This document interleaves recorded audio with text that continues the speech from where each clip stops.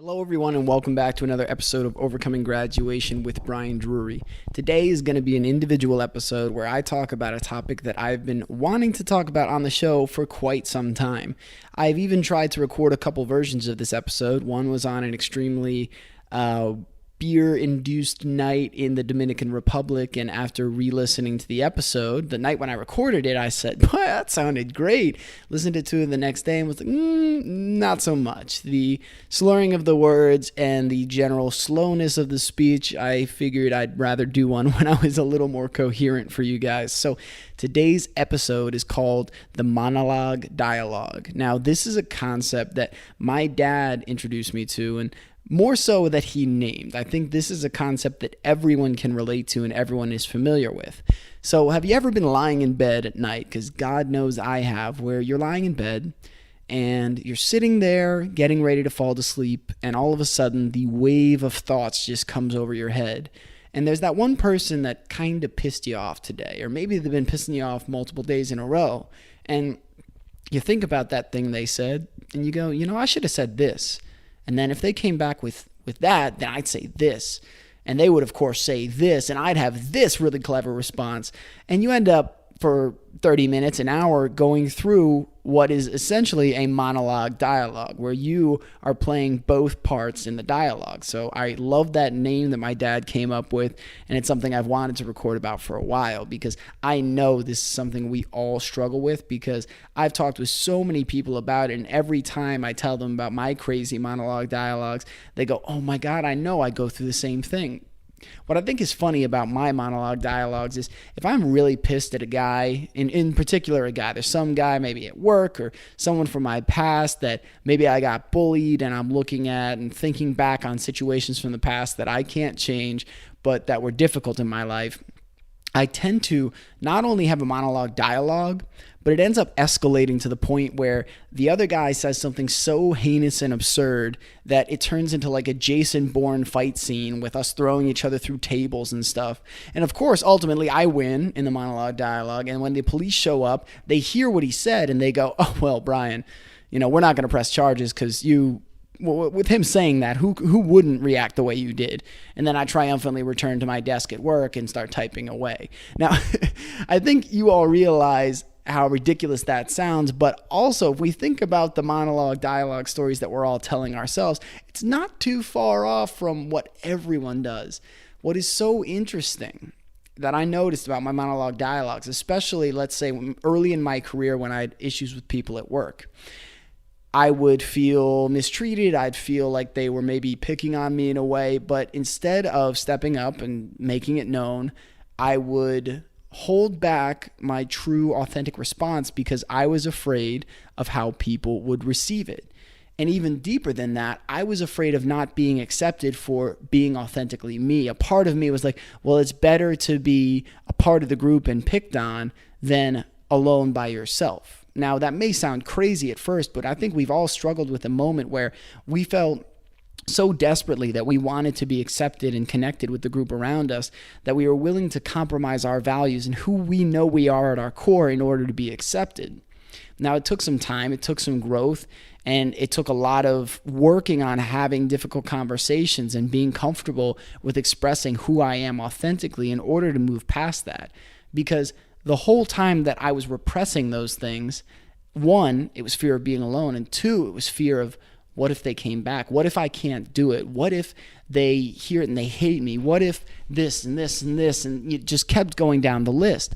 So when I got past my fear and said to myself, Brian, this is part of you growing, and this is part of you being a man.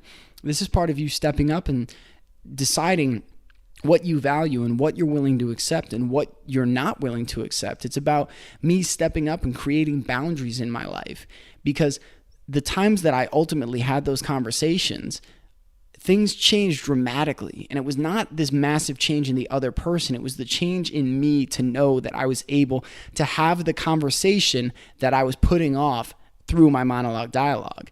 If you really think about it, the monologue dialogue is just a way for us to procrastinate and feel like we're making progress towards something, when in reality, we're just creating more stress and anxiety and tension in our lives. The monologue dialogue doesn't serve any other purpose than to distract us, for us to feel like we're venting. And guys, I can be honest, every time I had a monologue dialogue where I was planning exactly what I was going to say to that person to prove them wrong, to show them how I felt, to set things right, even in past relationships when there was a fight or there was something that I needed to say to a girlfriend, every time I planned it out exactly in my head how it's going to go, and it's going to go perfect, and I'm going to say this, and he's going to respond this way, and I'm going to say that, and she's going to respond this way, and then we're going to get to this result. It never happened like that. In fact, much more often, I ended up saying nothing. The situation would arise, the person would say something, and I would have told myself for the 1,000th time, okay, when they say something that crosses that line, this time I'm going to speak up. This is the moment where I take a stand, and this is where I'm taking back my happiness and realizing my ability to manage the situations in my life where I'm stepping into my power. And time after time, the moment would pass, and I would dig myself into an even deeper hole of self-regret, of pain, of just self-abuse, saying, look at you, Mr. Tough Guy, you did nothing again. You'll never do anything. Boom, boom, boom. And the voices just kept pounding me down, and the monologue dialogues got longer and longer at night, to the point where I'm lying in bed with my heart racing, frantic, with this fear that I'll never be able to let go of this hate, this anger, this frustration, which I'm projecting on someone else. But guys, let's be honest, the reality is it was all about me. It was the fear that I couldn't step into the person that I felt I was meant to be. It was the fear that I couldn't resolve the difficult situations in my life, that I would need someone else to bail me out or carry me through it. It was the fear that I was not enough as I am. Like so many other issues in life, it boils down to this idea that we're not enough. But when I finally was able to push through that barrier just by swallowing the pill one day and having the first difficult conversation, I showed myself I could do it. And then later in my life, when I came into other situations where I needed to have a tough conversation, I worked on doing it faster. I worked on identifying the signs sooner and setting my boundaries, because a huge and important point I learned early in my personal development career, and guys, I apologize, I don't remember specifically who said it. I hate not having my references quoted, but I remember a woman said that we teach other people how to treat us. Now, that might seem strange, like, no, people learn how to treat people and then they treat others that way. But the reality is, if you think about it, if you treated someone poorly and they immediately stood their ground, they set boundaries and said that wouldn't be tolerated, you're going to treat them differently. If someone was getting bullied and then the kid who's being bullied comes back and punches the bully's behavior is going to change. I'm not recommending that for solving all your problems, but I'm saying, for an example, it's something where behavior changes based off the way you stand in your truth and your values and stand your ground. It is not about the other person. And there are people who are going to say things, there are people who are going to do things. The more we recognize that, one, they're trying to send pain outward because they're hurting so deeply, or they're so afraid to face themselves that they would rather try and tear someone else down than face the demons that look right back in their eyes in the mirror. And the other big thing to realize is that it's up to you to determine how the relationships go in your life. I know you can't pick them all. I know you can't coordinate all of them in every context. But if you're surrounded by people at work that you need to deal with every day, don't hide behind a monologue dialogue like I did. Have the confidence to have a calm, emotionless conversation. When I say emotionless, I mean don't explode. Don't let the fire and the anger and the rage and the sadness come out. One of the best techniques I found for resolving these difficult conflicts with, let's say, a coworker or a spouse or anyone really, is identify a specific instance when they crossed the line, whatever that line was, and then bring it up to them as quickly as possible in an isolated environment. Meaning, don't do it in front of a group of people, because then it seems like a show, or like you're trying to tell them and show off and I'm going to stand up, and then it becomes a pissing contest, and you don't want that. This isn't about your ego. This is about you communicating and setting your boundaries. So take that person aside, say, hey, in this moment, I felt this about the way you said that. In the future, please don't do that. You keep the emotion out of it. You use a specific instance, and then you address it and you give them an opportunity to step into that. Because what I did for so long was say, they're never going to change and they're never going to this and they're never going to that. That was just my way of hiding behind my fear and never having to have the conversation. Because when we hide behind the word impossible, we hide behind the word never, then that gives us an excuse to not do anything. So when I finally got past that and had those difficult conversations, they were emotional. And in some cases, I had let the pain kind of well up so much in me that I couldn't keep the emotions back. And it got to a point where the relationships were awkward after, but my boundaries were respected and I felt stronger in myself. And every subsequent time it's gotten easier, like anything else. Like the first time you work out, body's going to be sore and screaming, but time and time again, your body is going to grow stronger, more resilient, and your confidence is going to grow in your own ability to take on the challenges in your life. Now, the monologue dialogue has been a topic I've wanted to talk about for a while, so I would love to hear your comments and your feedback on what the monologue dialogue means to you. Maybe what do you do to overcome it? Because what I described today in having the conversations is just one way. I know what's challenging is that the monologue dialogue can't always happen. Sometimes the person no longer lives near us. Sometimes the person is no longer here.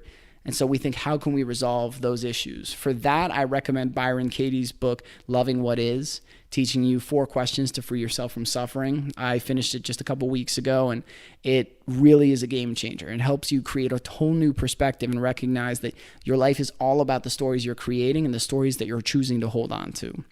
So otherwise, take the time to have the difficult conversations, guys. What I've found with the pain in my life, with losing my mom, with dealing with those emotions, the worst thing I can do is distract myself. Just sit on my phone for hours, just drink more, eat more, close myself away from people, because I know that's not who I am, and that I know that's not who she would want me to be.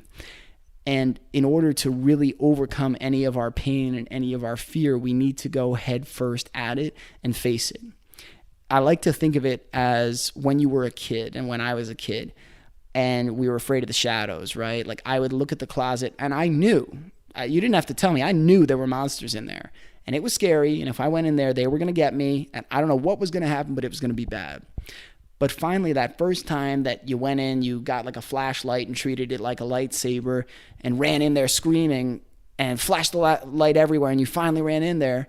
And all of a sudden, the shadows were just a t-shirt hanging over a chair, and then your stuffed animal sitting in the corner. There really wasn't anything to be afraid of. The only thing that was creating fear was the story that I had formulated about what would be on the other side of my comfort zone.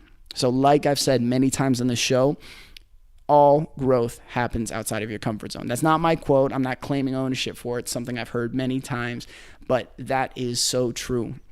The only real growth we're going to have is outside our comfort zone. So if you're looking at the closet thinking that in that closet waits your doom, sometimes all it is maybe your cat just sitting there licking its paw. And on the other side of that fear is a realization and a confidence and a power that you have inside already. You just need to prove it to yourself. So many times we're looking for external validation or proof that we're good enough based off our accomplishments or the things that we obtain or the money we get paid. But until you can look yourself in the mirror and say, I know I'm living in integrity, I know I'm stepping into my greatness, and I know I'm working to improve the best I can every day, until you can do those things, all the external validation in the world won't mean shit, guys. I'm telling you, because the more I've experienced it in my life, the more I'm seeing that the journey really needs to happen inside. And once the journey happens inside, your outside world changes almost magically. In a place where you might have been sitting there and looking at the world and think the world's going to shit and everything's falling apart and the economy's bad and boom, boom, boom, and just running down the list of why everything sucks. All of a sudden, when you do the internal work to care for yourself and love yourself and show yourself that a different reality exists, all of a sudden you'll look outside and see the beautiful clouds. You'll see the peace surrounding you. You'll see the joy in this present moment. You'll see that things aren't nearly as bad as we want to tell ourselves they are. And often, again, a clever guise for fear is that we're being safe, that the world's dangerous, so I'm going to hide from the world because it's safe and I'm just being careful. No, like so many other things, it's fear, guys. I mean, I know it because I feel it every day, because I'm working to train and hone my relationship with it. I'm working to accept fear but not be limited by it, and I want to help you guys along that journey. If any of you are struggling with this, please reach out to me. I love to hear from you guys. I love questions, and I love to connect with my audience. So you can reach out to me at brian@overcominggraduation.com. If you're not listening to this on your podcasting app, you can search for the Overcoming Graduation podcast on iTunes and on Stitcher. You can also learn more about the OCG community on Facebook, Twitter, Instagram, and my YouTube channel, all with the title Overcoming Graduation. On Twitter, the handle is @OvercomingGrad. Now, I would love to hear from you guys. If you're interested in joining my group coaching program, which launched just over a month ago, you can visit overcominggraduation.com/coaching to fill out your application, see what coaching is all about, and get a 1-hour free strategy session with me. This is a session where I will work to provide you with as much value as possible and helping you identify what it is that you really want to bring more of into your life, and then giving you concrete real-world strategies that I've applied to bring you those results and bring more of that into your life. Now, I love you guys. Thank you so much for listening today. It's always exciting when I get to share these messages, and to be honest, there's been fear around sharing these messages in these past few months when I've been sick and recovering from surgery. And the more that I push through, the more joy and elation I feel, and the more things just magically in some ways seem to be falling onto the path that I've always pictured myself being on. It doesn't mean it's perfect. A lot of times the path has a roadblock when I expected smooth sailing, but I always recognize that we all have the ability to continue on the path that we know we're meant to, no matter what roadblocks or trees or blocks come in our way. Sometimes we have to chop the path, sometimes we have to swim, sometimes we have to blaze a new trail, but it is always up to us, the journey that we live in this life. So I love you guys. Today, challenge yourself to identify one area where you are having a monologue dialogue in order to avoid a difficult conversation. And then the next step, guys, I know it's terrifying, but it is so liberating and freeing. Have that conversation. Pull that person aside. Let them know your truth, because one of the greatest freedoms that we can have in this life is speaking the truth that lives in our heart. And I guarantee that once you do it, that weight will be lifted. Even if it's a tough conversation, even if it means things change, you will have recognized the power in you to do this. And one conversation, one after another, you'll slowly build up that ability until it just becomes a part of who you are. I love you guys. Have a fantastic day. Keep on trucking. I love you all so much, and I'll be talking to you again real soon.